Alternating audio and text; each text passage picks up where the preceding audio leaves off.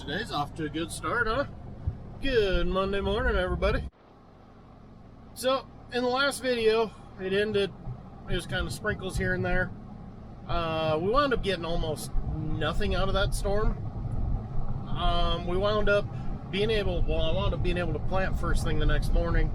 We wound up chopping after lunch, but because of another severe threat, we kept it a real short day so we could get the choppers back home. We went clear over to McClave, so almost an hour drive for the choppers to turn around and come back. And it wound up being the right decision because there was hail everywhere Tuesday night, and I mean everywhere. The first storm went around us, second storm went around us, but hearing the hail reports in them, I wasn't extremely disappointed. Baseball-sized hail doesn't sound fun. But the other thing we had was one last chance. As I was going to bed, there was lightning off to our northwest. And I said, there's a chance right there. Go to sleep. I'm awoken at midnight to 60+ mile-an-hour wind gusts and hail hitting my windows. I'm stunned nothing broke. But apparently the hail wasn't too awful bad because everything looks okay. Different areas, you know, there's little strips here and there. They got pummeled pretty bad. But we got 2 inches of rain, which is friggin' awesome. So that was nice. We finally caught a rain. Then the next day we had to turn on irrigation water. So our crops are saturated. Yeah, let's go with saturated. Now, soil that's wet is a very good problem in this situation because we're in a desert. But as you can see, there is a lot of stuff growing in this corn that should not be growing in corn. So now the problem is I got to get in here and spray. But I'm curious. Yeah, if I can do that with my foot, the sprayer is going to sink. That's going to be the problem. The longer I wait, the harder it's going to be to kill stuff like this tall kochia here. Because kochia is becoming a pain in the butt to kill.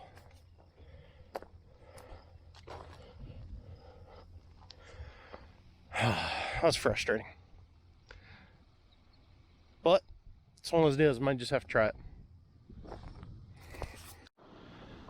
Another thing we got going on is we have got a lot of feed in the ground. So I actually planted this field Tuesday morning before we chopped. And as you can see, we got little guys just trying to poke out. Kind of look that way in the sun, there's just a little bit of a green tint. So our big concern there is what's called crusting, where the top layer of soil becomes really hard and the crop can't push through it. When your soil is wet and then it goes to 100 degrees with a little breeze, that's how you can form a crust. So just think of it as like a crust on a pie. You know, inside the pie is still nice, soft, everything's going good in there for the plants growing. But you got that crust on top, it's got to figure out how to get through. The way to get through it is to keep it wet. So that sprinkler, we were just putting on a little sprinkle last night. Got the soil kind of soft, so hopefully today with the heat, a lot of that feed can push up through before it tries to form into a crust. If it doesn't, it's gonna have to wait for the next irrigation. Fortunately, our high mountain snowpack is starting to melt, which means the river's running higher, which means our canal's running higher. We're getting water a whole lot faster. So that sprinkler just shut off yesterday afternoon. It'll probably have water back either tomorrow or the next night. So we're gonna be okay for now. I really hope that snowpack lasts a while because we are a long ways away from making corn.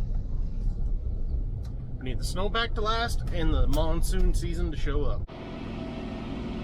Finally came up with a game plan. I've got the sprayer cleaned out, then reloaded, headed to our farms both east and west of town.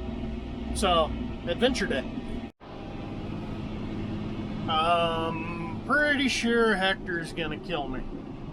So Big Chief said this was dry enough to spray. Yeah. Sorry, man. Have fun shoveling through all that crap. Holy hell. It's a good 6-inch deep track. Don't ask me how I know. Either way, I'm just glad I'm not the one that has to do it. Fourth and final field. This is the feed I was planting a couple videos ago. The day I got up super early to get the one drill unhooked so I can start hooking up the corn planter. So this is what it looks like now. But yeah, it's honestly not that bad looking for how seepy this field can be. The canal is right there at the top of the field, and this thing can become kind of boggy. Either way, finish this up, get back north town, go figure out what the plan is for the rest of the day. Okay, it sounds like Glenn's getting along really good, chopping clear over at McClave. If I didn't say earlier, Glenn took all the custom trucks to McClave. A small full pivot and a standard half pivot over there was what we were hoping for him to get done today. I am waiting where I'm headed. All their guys, they sent them to lunch whenever we said we were ready. So it's 12:30. They said they'd all be back at 1. That's when we're going to fire up. As you can see by the dust blowing away behind me, we're not in a huge hurry. I mean, it is 100 degrees with gusts over 30 mile an hour. That's real good on everything. But went around, checked some hay. Hector just called, he needs seed, so I'm gonna go grab just the whole pallet of seed and head over there, help him get reloaded. By then it'll be time to go chop. Well, that sucked. But 24 bags in, so he's good to go. Finish that field, plant another half circle. That'll be all the further he gets today. It's now 1 o'clock. We're heading to the chopper. Well, there's a new record. 50 acres in an hour and a half by myself. It's not a good record, but it's a record, so I'm gonna go with that. I mean, we're breaking records this harvest. Most amount of acres in the least amount of time. On to the next one. Last load of the day. We're slugging through the acres, just knocked out this. Whew. That was a chaotic afternoon. I had all kinds of alarms going off, trucks non-stop, just flying. So I never grabbed the camera because I didn't feel like I could grab the camera. Alright, let's go see what the plan is for the rest. I'm going to get this prepped and ready. And then, yeah, I'm probably going to do as much as I can to this tonight because I'm probably going to be on the sprayer in the morning. Well, you know, third phone call since I put the spout down. That's typical for us. Communication, not our strong point. Nobody told the swathers we weren't going to another field. So now instead of going the 3 miles east to home, I'm going another 5 miles west to cut a 20-acre patch. You can't make this shit up. Oh man. Oh well. It's not like it's late or anything. It's only 4:30, so, or no, it's only 5. Whatever. It doesn't matter. So Maddie got redirected with the merger. I've got the chopper. I let Glenn go ahead and keep going home. And I've got 3 or 4 trucks coming. I don't know. Well, let's see how this goes. Easy peasy. Little flood patch made 2.5 loads. It's 5:30. Now it's time to go home. Now for the 8-mile trek back home. Well, my camera battery somehow died. So now it's 7:30. Ran by the house, see what all the kids were up to. All the kids, 2 of them. Grabbed a battery, grabbed some cheese and snacks because I'm fat and hungry. Got several hay fields I was told need to go check because all of a sudden it's also baling season. So apparently 104 degrees today with wind gusts of 45, sorry. Apparently that dried some hay really fast, so we're able to jump a day ahead of baling. So it sounds like we might have a little over 100 acres of hay to rake and bale in the morning, so let's go check it out. Okay, so point of clarification for you guys.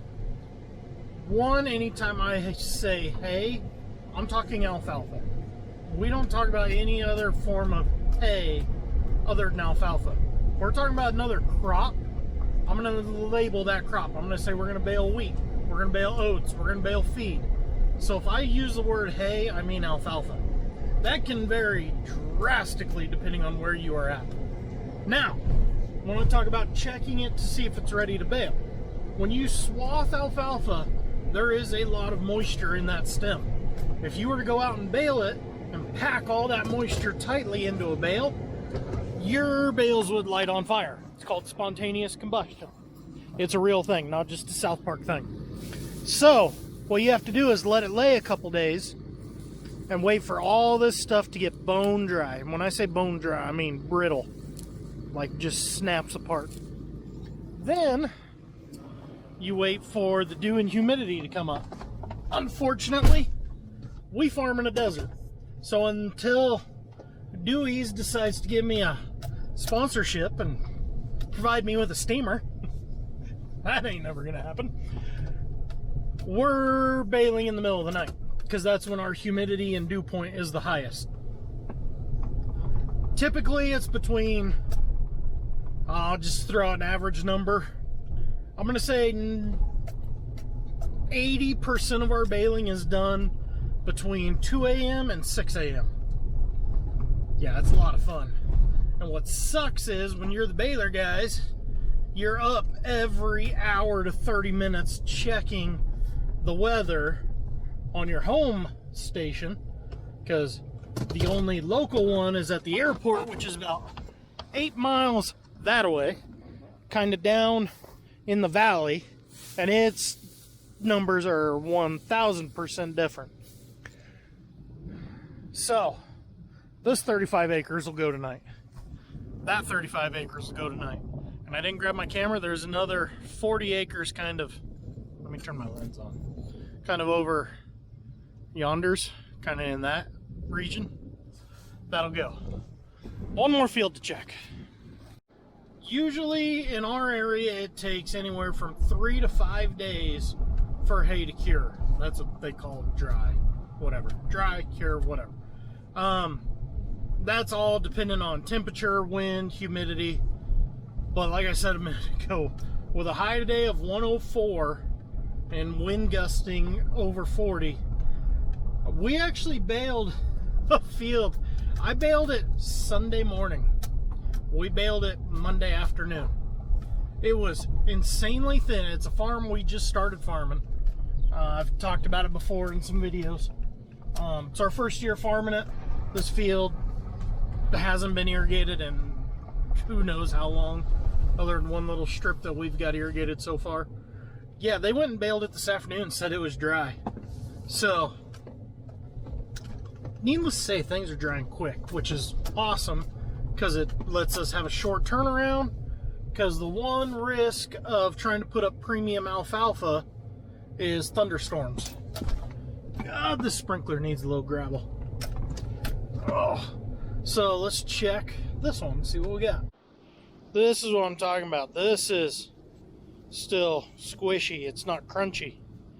That's what can cause problems. Let's see if I can find it on the other side of the windrow. Oh, that feels good. Let's go back here 5 feet and see if I can find it again. I feel something's different right there. So, see if I can hold my phone with my arm, give it the twist test. That snapped pretty easy. I think this one will go too. I don't know. We'll just have to see what the humidity's like in the morning. You know, see how things go. I don't know if we'll have enough time, you know? Okay, so we got a little over 100 acres, maybe call it 130, that's ready to bale. Question's gonna be how much can we get done? Either way, it's not something I can worry about it right now. I'll have to worry about that in the morning. Right now, the only thing I can worry about is little man says he is ready to learn how to ride a bike without training wheels, so I gotta get my ass home. See if we can't figure that out tonight. Made some pretty good progress last night. All of a sudden, I mean, he never wanted to do it. Now all of a sudden he's dying to do it, so I think we get it figured out. Either way, guys, talk to you later.